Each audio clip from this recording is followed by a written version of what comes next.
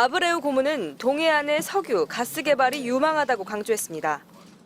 The Ulan Basin is highly prospective, has the presence of all the key main elements already tested in wells.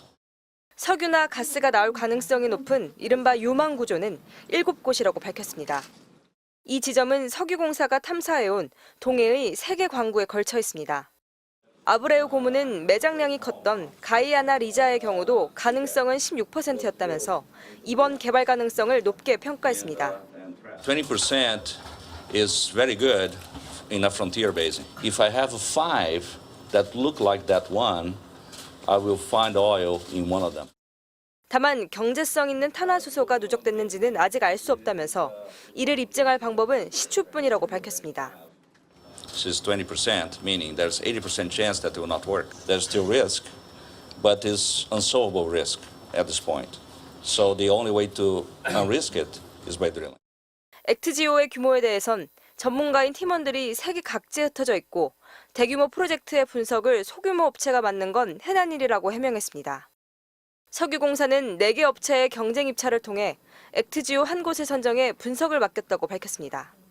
여러 업체에 맡기지 않는 이유는 기밀 유지 때문입니다. 저희들이 갖고 있는 광구에 유망성이 석유가 있는 건데 이거 자체가 그 회사의 자산이잖아요. 석유공사는 오는 12월 심해 지역에서 1차 탐사 시추를 실시합니다. MBC 뉴스 정희입니다. 호주 석유 개발 업체 우드사이드가 동해 유전 탐사에 착수한 건 지난 2007년부터입니다. 이후 10년 동안 동해 8광구와 6-1광구 북부 지역에 대한 탐사를 진행했습니다. 이번에 액트지오가 분석한 곳과 같은 지역입니다. 우드사이드는 탐사뿐만 아니라 실제 시추까지 했습니다.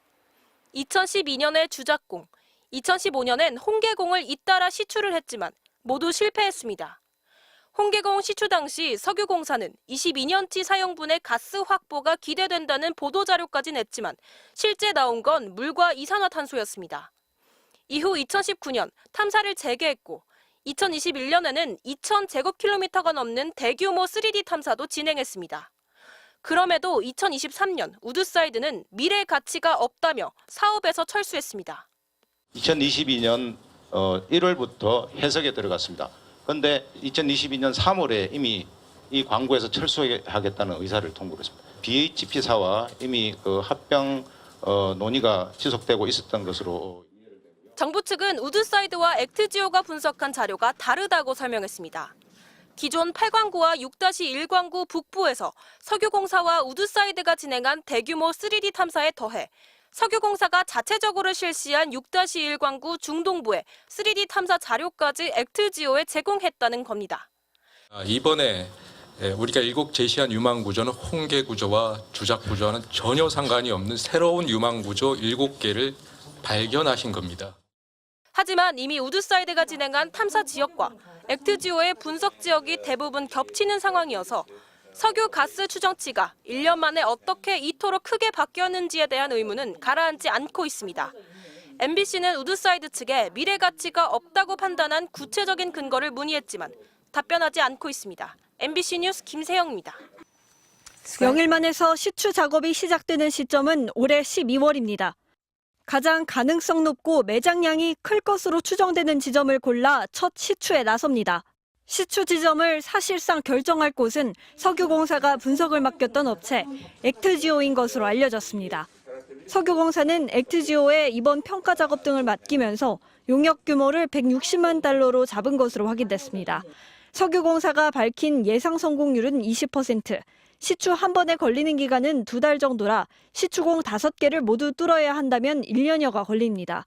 짧게 잡으면 2개월, 길게 잡아도 3개월 내에 바로 시추를 하나씩 할 수 있습니다. 그러면 가지고 보면 한 1년이나 1년 반 사이에 우리가 4개 정도 시추하면 정말 정확하게 알 수 있는 거죠. 핵심은 본격적인 시추에 들어갈 자금입니다. 시추공 하나를 뚫는 데 드는 비용은 최소 1,000억 원으로 5개를 뚫는다면 적어도 5천억 원이 필요합니다. 석유공사가 확보한 수익금도 쓸 수 있지만 상당한 정부 예산을 투입해야 합니다. 이른바 자원개발 융자 방식인데 자원개발에 성공한다면 회수할 수 있지만 실패하면 돌려받지 못하는 겁니다. 정부 관계자는 여기에 석유공사에 출자하는 방식으로 지원 규모를 늘릴 수 있다고 밝혔습니다. 자원개발 자체는 워낙 성공률이 높지 않기 때문에 실패 시의 책임을 묻지 않는 것이 국제적인 관례거든요. 그래야지 또 그 용기를 가지고 계속 자원개발에 나서고. 문제는 예산 심의 권한을 가진 국회에서 공방이 뜨겁다는 점입니다. 민주당은 투명하게 전 과정을 공개하라고 요구했고 여당은 과학의 영역까지 정치화하려는 시도라며 맞서고 있습니다. 특히 분석업체인 액트지오사의 경우 자격 논란에 이어 이번엔 계약 체결 당시 세금 체납으로 법인 활동에 문제가 있던 시기라는 의혹이 추가로 나왔습니다. 이에 대해 석유공사는 텍사스 주법에 따라 계약 체결이 가능한 상황이었다고 설명했습니다. MBC 뉴스 문다영입니다.